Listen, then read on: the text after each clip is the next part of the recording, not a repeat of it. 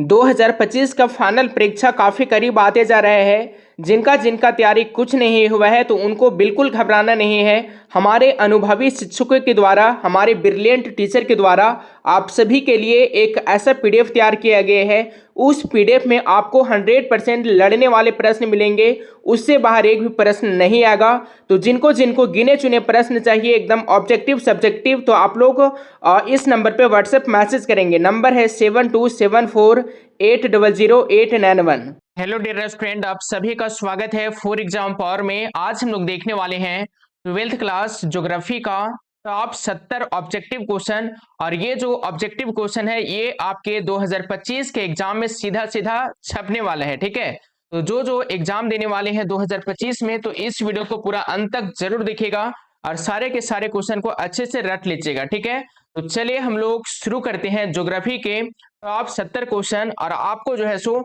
70 के 70 वैसे क्वेश्चन बताए जाएंगे जो आपके एग्जाम में 100% लड़ेगा। ठीक है, तो आप लोग रेडी हो? मुझे जल्दी से बताइए, है ना। पहला प्रश्न है, किसने कहा मानव प्रकृति का दास है? ठीक है, किन्होंने कहा मानव प्रकृति का दास है?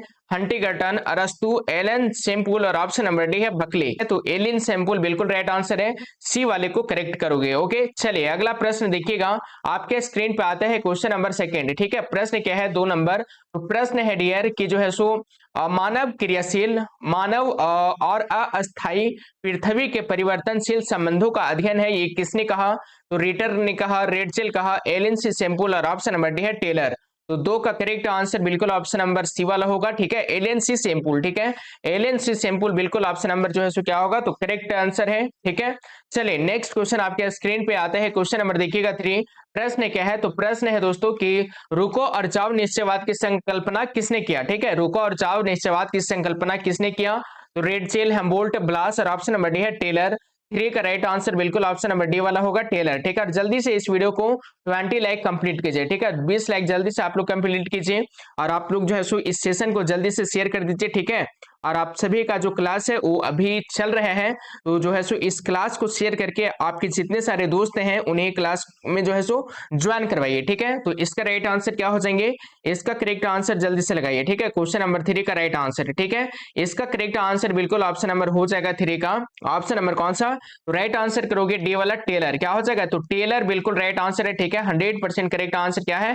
तो टेलर हो जाएगा, यानी ऑप्शन नंबर डी वाला होगा, है ना। चलिए अगला प्रश्न है, क्वेश्चन नंबर 4 देखिएगा। किस वर्ष मानव की संख्या 6 अरब हुई? ठीक है, किस वर्ष जो है वो मानव की संख्या जो है वो 6 अरब हुई थी? तो यहाँ पे 4 ऑप्शन दिया गया है ना। इसका राइट आंसर हो जाएगा 4 का बिल्कुल ऑप्शन नंबर डी वाला, 1999 में। ठीक है, यानी 1999 में जो है सो क्या हुआ था? तो मानव की जो जनसंख्या है वो 6 अरब हो गया था। ठीक है, ऑप्शन नंबर बिल्कुल डी वाला राइट आंसर होगा। ओके, चलिए अगला प्रश्न, क्वेश्चन नंबर आपके स्क्रीन पे आता है 5 नंबर। ठीक है, प्रश्न है 5 नंबर दोस्तों कि जनांकीय संक्रमण सिद्धांत किसने दिया? ठीक है, जनांकीय संक्रमण सिद्धांत किन्होंने दिया?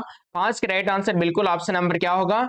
तो देखिए पहला ऑप्शन है मार्शल, ये भी गलत है। ठीक है, ऑप्शन नंबर बी है तो ये भी गलत है। अगला ऑप्शन देख सकते हो, है ना, ऑप्शन नंबर सी वाला क्या है? तो ऑप्शन नंबर सी है दोस्तों कि जो है सो देखिए ऑप्शन नंबर सी है नोएस्टिन और ऑप्शन नंबर डी है इनमें से कोई नहीं। ठीक है, तो इसका जो राइट आंसर है वो हो जाएगा ऑप्शन नंबर बिल्कुल सी वाला। ठीक है, ऑप्शन नंबर सी वाला क्या है? तो नोएस्टिन बिल्कुल राइट आंसर है। ठीक है, ऑप्शन नंबर सी वाला बिल्कुल राइट आंसर है ना, सी वाले को राइट करोगे आप लोग।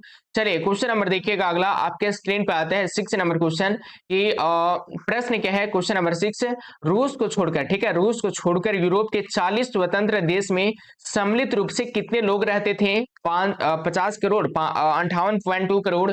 ऑप्शन नंबर सी है 104 करोड़ और ऑप्शन नंबर डी है 20 करोड़। तो 6 का राइट आंसर बिल्कुल ऑप्शन नंबर क्या होगा? तो राइट आंसर करोगे ऑप्शन नंबर ए वाला 50 करोड़। ठीक है, ऑप्शन नंबर ए वाला बिल्कुल राइट आंसर है। चलिए अगला प्रश्न है क्वेश्चन नंबर 7 देखिएगा। प्रश्न है आपके स्क्रीन पे 7 नंबर कि 21वीं शताब्दी के प्रारंभ में विश्व की जनसंख्या दर्ज की गई, है ना।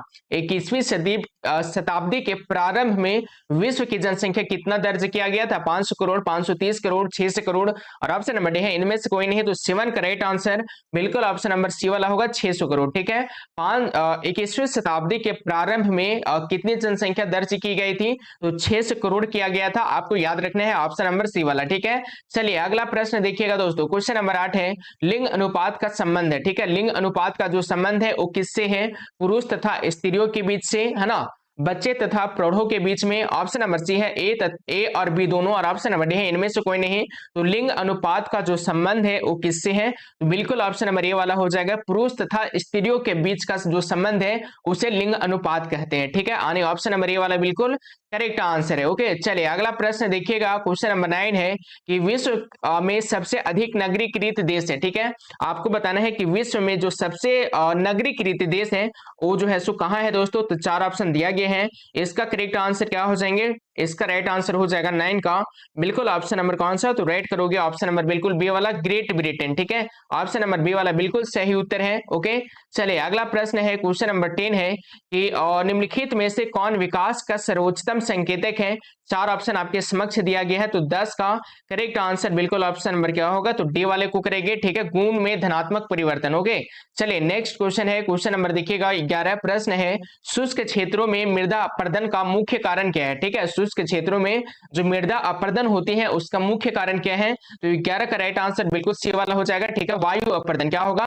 तो वायु अपरदन बिल्कुल करेक्ट आंसर है। ठीक है, ऑप्शन नंबर जो है क्या होगा? तो वायु अपरदन होगा, यानी ऑप्शन नंबर सी वाला होगा। ठीक है, चलिए नेक्स्ट क्वेश्चन आपके स्क्रीन पर आते हैं, देखिएगा अगला प्रश्न है आने की क्वेश्चन नंबर 12। देखिएगा प्रश्न है 12 नंबर दोस्तों कि खरीफ फसल की ऋतु क्या है? ठीक है, खरीफ फसल की जो ऋतु है वो क्या हो जाएगा? ठीक है, 4 ऑप्शन आपके समक्ष दिया गया है, पहला ऑप्शन देख सकते हो, है ना।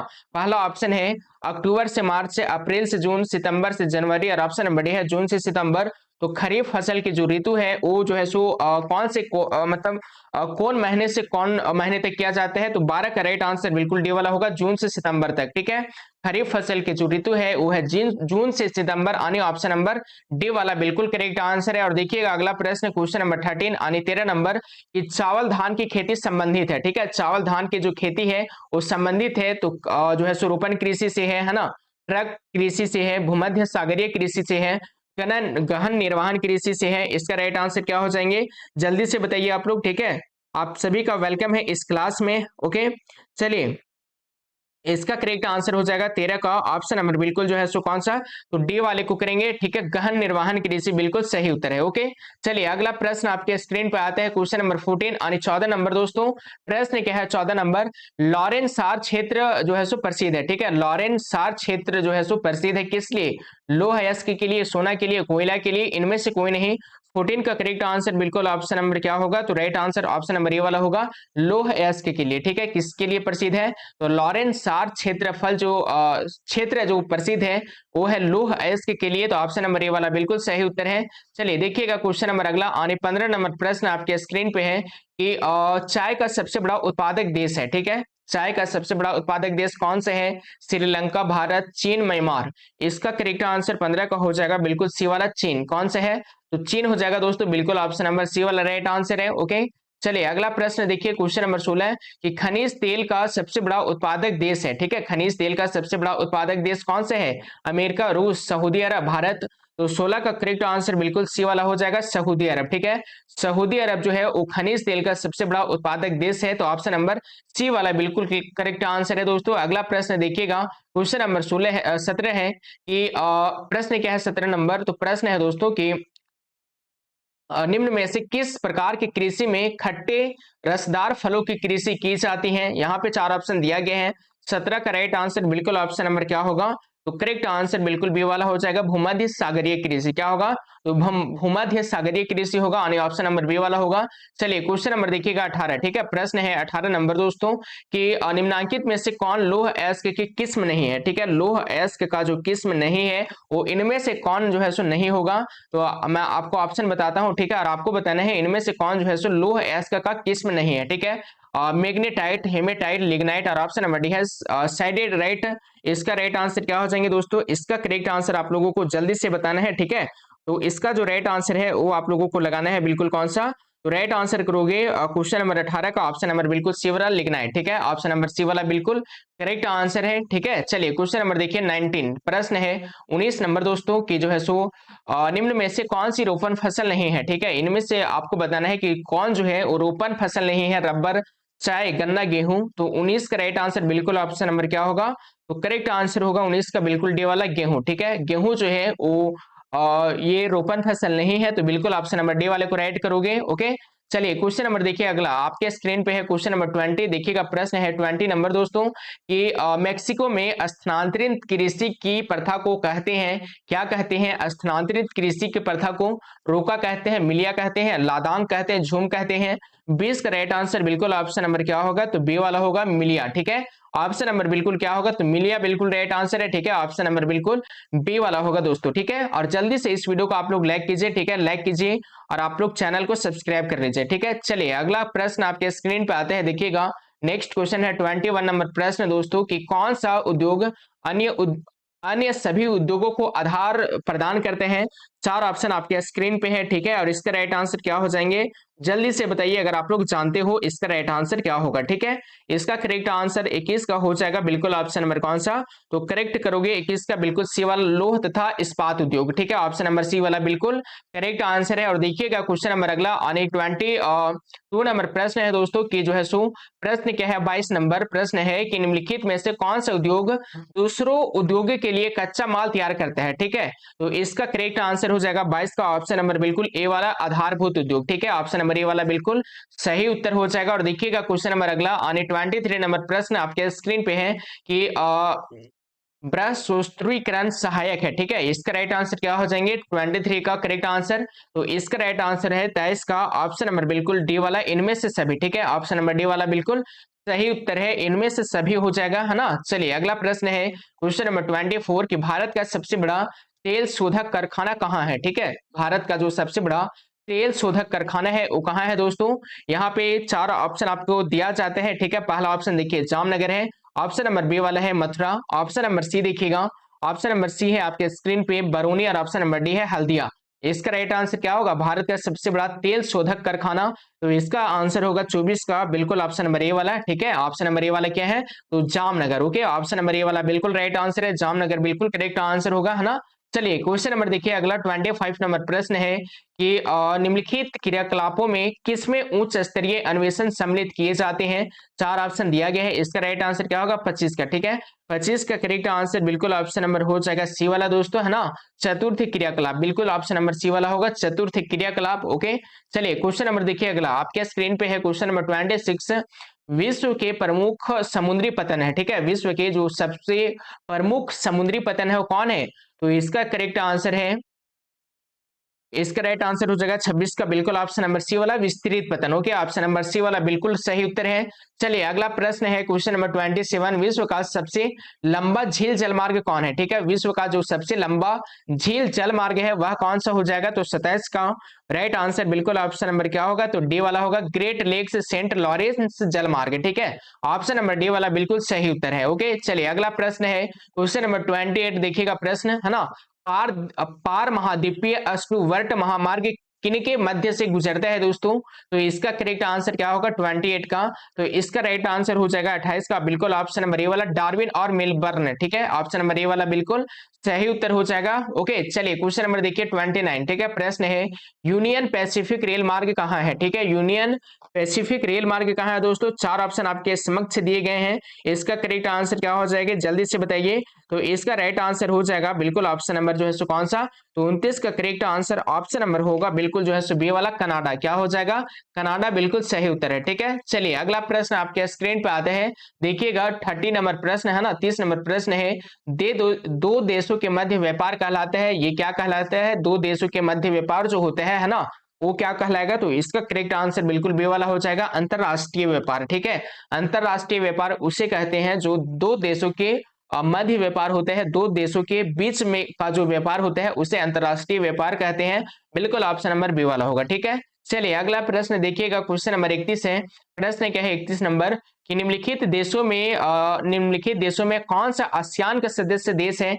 यहाँ पे चार ऑप्शन दिया गया है, 31 का करेक्ट आंसर बिल्कुल ऑप्शन नंबर क्या होगा? तो राइट आंसर करोगे 31 का बिल्कुल सी वाला, ब्रुनेई। ठीक है, ऑप्शन नंबर सी वाला बिल्कुल सही उत्तर है। और चलिए देखिएगा अगला प्रश्न क्वेश्चन नंबर 32 है दोस्तों कि 1996 में कुल विश्व निर्यात का कितना प्रतिशत भाग सीमाओं का था? तो 32 का राइट आंसर हो जाएगा बिल्कुल ऑप्शन नंबर कौन सा? तो करेक्ट करोगे 32 का बिल्कुल बी वाला, 25%। ठीक है, 25% बिल्कुल जो है सो क्या होगा? तो सही उत्तर होगा दोस्तों, है ना। चलिए अगला प्रश्न है आपके स्क्रीन पे है क्वेश्चन नंबर 33 की निम्नलिखित में से कौन इथोपिया की राजधानी है? ठीक है, इनमें से कौन जो है वो इथोपिया की राजधानी है? तो इसका राइट आंसर हो जाएगा 33 का बिल्कुल ऑप्शन नंबर कौन सा? तो करेक्ट करोगे बिल्कुल सी वाला। ठीक है, अदीस अबाबा क्या होगा?